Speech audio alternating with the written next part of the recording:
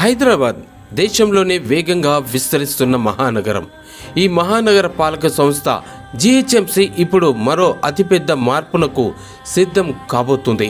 శివారు మున్సిపాలిటీలు, కార్పొరేషన్ల విలీనం, ఆ తర్వాత భారీగా వార్డుల పునర్విభజన ప్రక్రియ, పాలన సౌలభ్యం కోసం మొదలైన ఈ ప్రక్రియ ఇప్పుడు నగర రాజకీయం, ఓటర్ల భవితవ్యం మీద ఎలాంటి ప్రభావాన్ని చూపబోతుంది?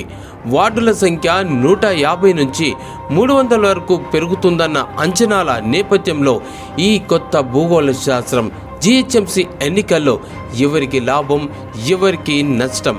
ఈ సమగ్ర విశ్లేషణ మీకోసం.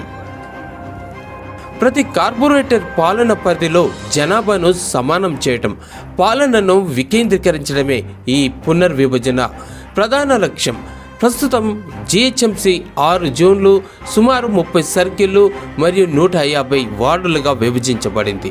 అయితే ఔటర్ రింగ్ రోడ్ లోపల ఉన్న 27 మున్సిపాలిటీలు, కార్పొరేషన్ల విలీనంతో బల్దియా పరిధి ఏకంగా 2000 చదరపు కిలోమీటర్లకు పైగా విస్తరించనుంది. ఈ విస్తరణతో జోన్లు, సర్కిల్ సంఖ్య, వాటి హద్దులు సైతం పూర్తిగా మారనున్నాయి. వార్డుల సంఖ్య రెట్టింపు అవుతుందన్న అంచనాతో అధికార యంత్రం పూర్తిగా కసరత్తు చేస్తుంది. ఇక కొత్తగా విలీనం అయిన ప్రాంతాలు నగరంలోని పాత ప్రాంతాల కంటే భిన్నమైన ఓటర్ జనాభా కలిగి ఉంది. అయితే ఇది సాంప్రదాయ ఓటు బ్యాంకులను పూర్తిగా మార్చేసి పార్టీల వ్యూహాలను, పొలిటికల్ స్ట్రాటజీస్ని చూసి పునర్నిర్వచించాల్సి వస్తుంది. ఇక గతంలో కొన్ని వార్డుల్లో లక్షల్లో జనాభా ఉంటే కొన్నింటిలో వేలల్లో మాత్రమే ఉండేది.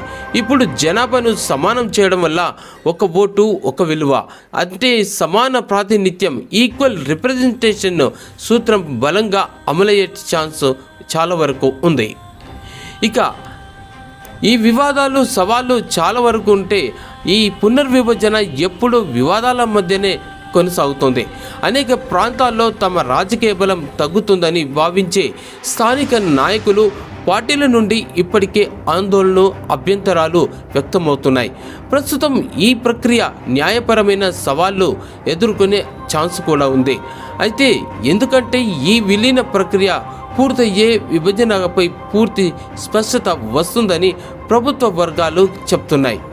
ఇక నిపుణులు, స్థానిక నాయకుల అభిప్రాయాలని పరిగణలోకి తీసుకొని మ్యాపులు, గణాంకాల ఆధారంగా ఈ మార్పులను విశ్లేషించాల్సిన అవసరం ఎంతైనా ఉంది.